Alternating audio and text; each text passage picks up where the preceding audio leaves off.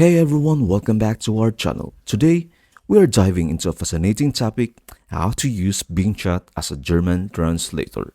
So, let's jump right into it. To begin, open your browser and type bing.com. And if you haven't logged in yet, make sure to do so before we proceed. Imagine the convenience of seamlessly translating German text into English using Bing Chat. Simply copy and paste your German text into the chat and type "Translate this in English." Then press enter. Bing Chat works its magic, swiftly and accurately revealing the essence of the German words through an English translation. But our linguistic journey doesn't end there. Even if your curiosity drives you to uncover the German translation of an English phrase, the process maintains its delightful consistency. Just as before, utter "Translate this to German," followed by the desired English text.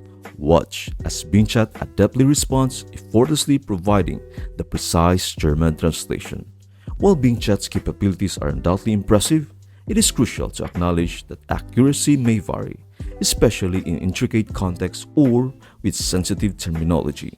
For matters of significance, considering a second opinion is always a wise step to ensure accuracy.